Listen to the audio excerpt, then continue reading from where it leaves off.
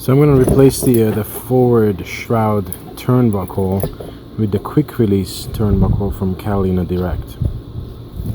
First, we eyeball roughly where it was set, which is roughly halfway up in the this part of the turnbuckle. And then remove the cotter pin.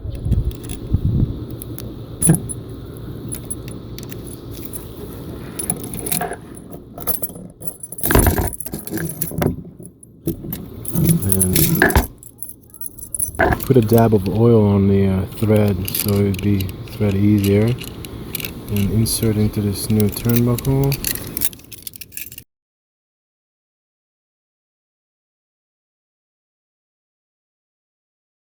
Here it is.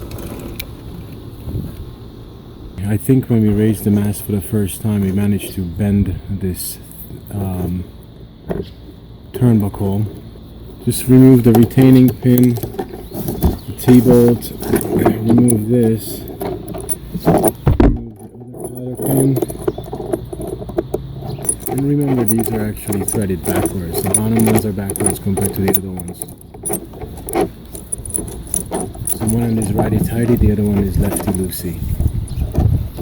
I'm recycling this turnbuckle from the forward shroud since I put the quick release turnbuckle on it. This actually wasn't my idea to recycle it.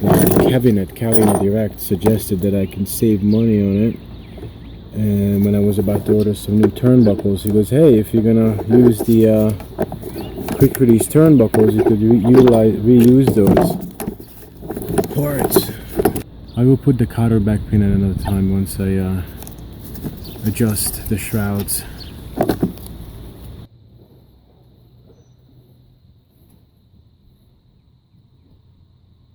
Raising the mast turned out to be a little bit more complicated because the furling was too heavy, and it's making the mast torque, which was getting caught on everything, and it was just not working out well. So I kind of muscled it up there.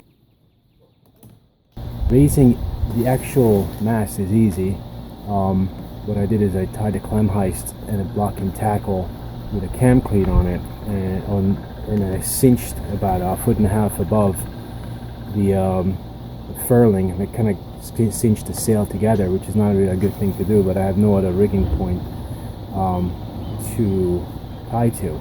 I just made a makeshift, and so standing it up was not that big of a deal.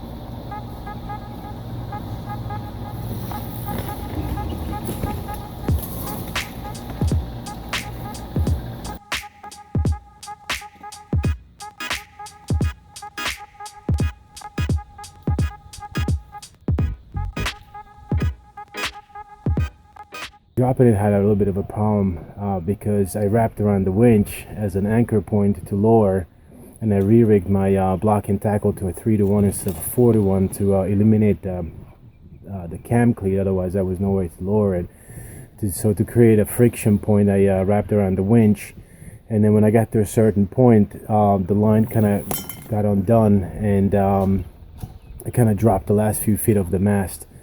It landed in the tree, and I grabbed it, so it was not that big of a deal, but it's still it was not a good way to do it. What I kind of realized is I'm going to do away with the furling because it's just a pain in the behind, and it's just going to be much easier to go without it. I have 3 other jibs, and so I'm just going to go hank on because the furling is just too complicated to deal with, and I don't like it, so I'm just going to go with the old school way.